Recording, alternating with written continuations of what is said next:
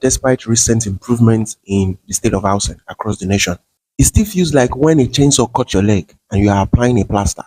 And this is what I want us to double click into. Why, despite all these wins, the housing situation keeps getting worse. Rent keeps eluding income earners. And it's almost as if there is nothing the middle class can do that will ever allow them own a home within their income.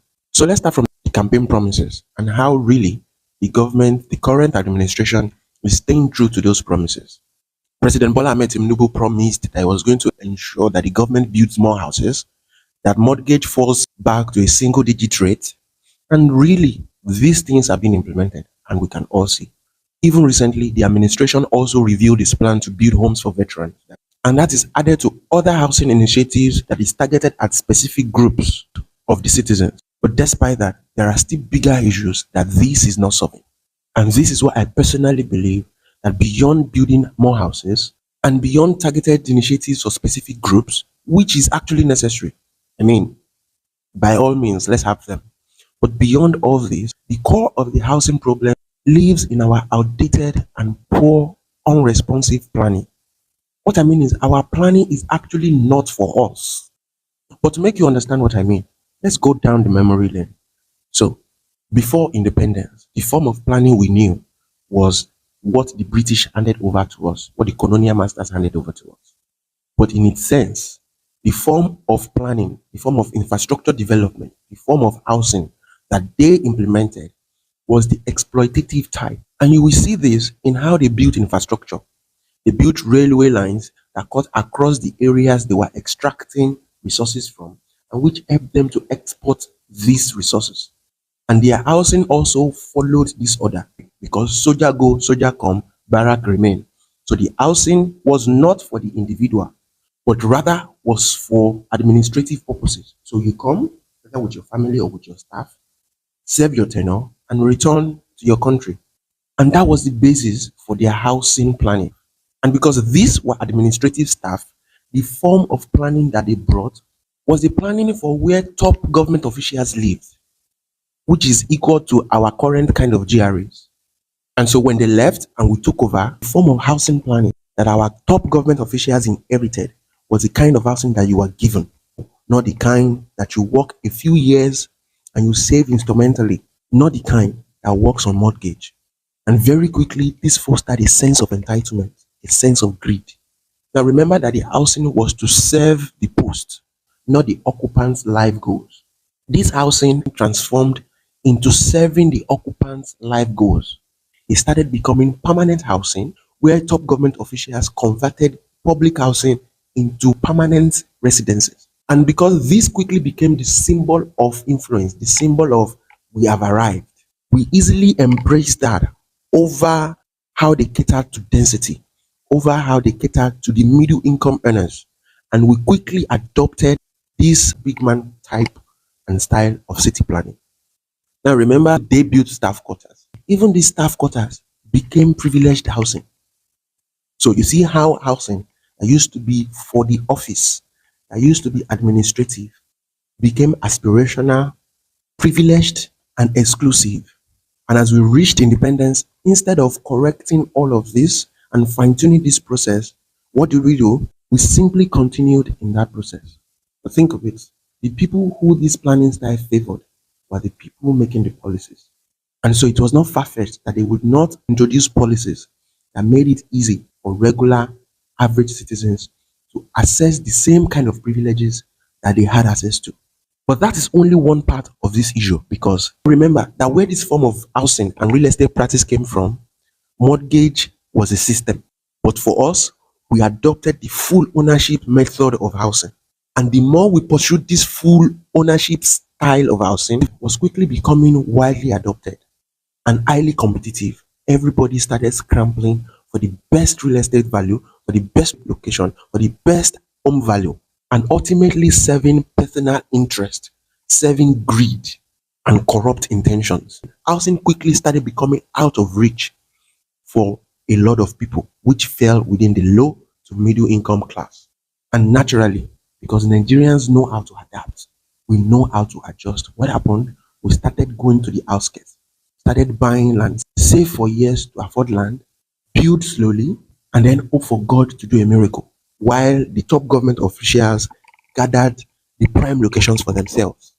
The form of expression of housing that we copied was not built to suit the kind of economy that we operate in.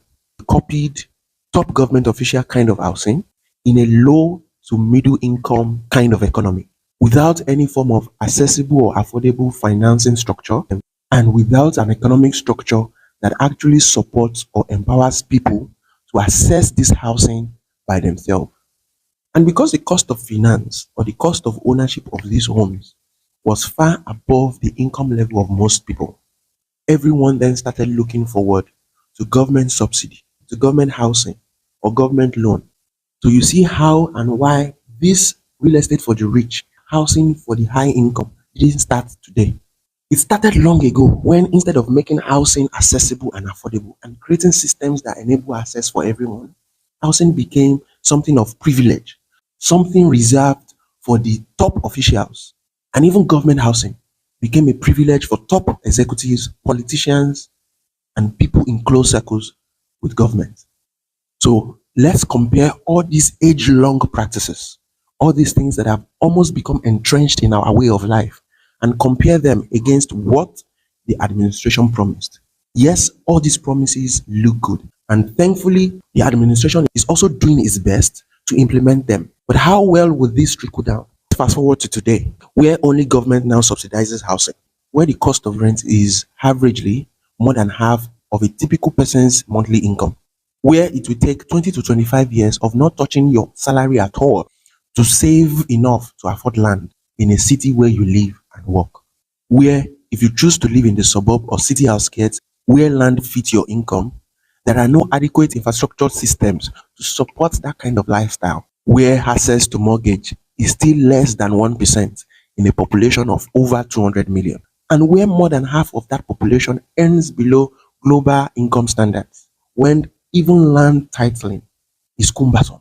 Planning information is a secret for only a few people. And to make matters worse, there is little regard for rule of law. People keep losing their homes to bad real estate transactions, especially in a system where the residents avoid credit. So despite all that the government is doing, the housing crisis keeps worsening, the housing deficit keeps increasing. And this is the crux of this argument, that until we go back to planning, to how land titling is done, to improving income level, to improving infrastructure planning, and even generally upturning the planning process into enabling more people access and afford housing, we will only be fixing plaster on a severed leg.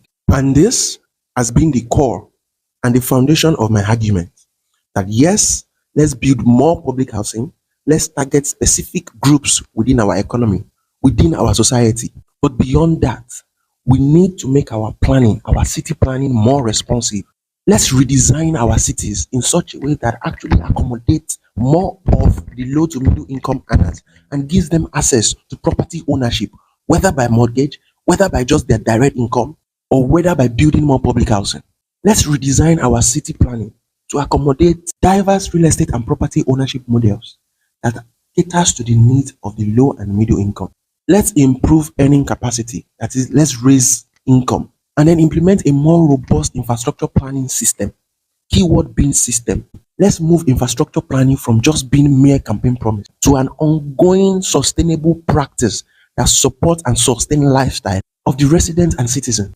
Because it makes sense and goes without saying that if 60 to 70% of residents cannot afford the one family per plot model, the GRA style of planning, the expansive setback style of planning, then let's tweak all of this in such a way that makes it easy for average citizens to use land, to access land, to afford home ownership, whether by themselves, whether by access to finance, or whether by government support. Building more houses in city outskirts that does not support people's lifestyle, that does not improve their quality of life, that does not even fit into their economic lifestyle, will only make us merry-go-round around this problem.